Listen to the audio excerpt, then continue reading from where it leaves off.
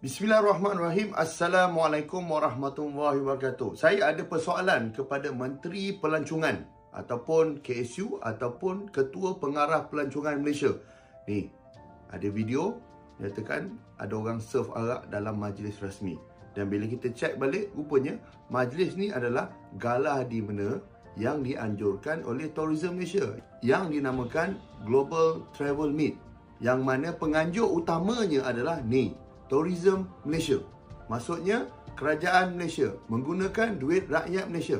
Dan mengikut peraturan, ni peraturannya, kita tak boleh hidangkan mana-mana arak pun dalam majlis rasmi Malaysia. Tapi kalau ada gambar ni ada orang bawa arak. Dan juga kita cek balik, ada juga yang disahkan oleh third party ni yang mengatakan rupanya free flow wine, beer. Saya nak beritahu, saya nak tanya kepada Menteri, Menteri tolong jawab ni. Sejak bila majlis rasmi kerajaan boleh dibenarkan untuk bawa arak siap free flow lagi tu? Kalau majlis kamu nak tunggang terbalik, nak berbuih mulut, pergi jahanam lah. Tapi ini majlis kerajaan yang mengikut undang-undang tak boleh. Maka kamu harus hormat dan juga kamu harus patuh pada peraturannya.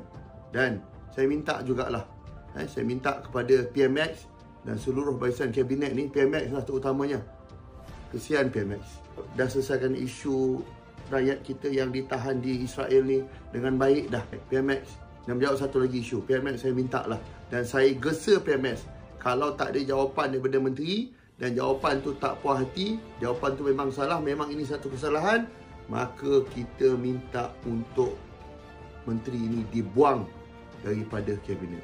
Dan kalau Menteri tak boleh jawab, saya nak minta KSU dan juga Ketua Pelancongan Malaysia untuk jawab siapa yang beri kebenaran bawa arak dalam majlis rasmi Malaysia.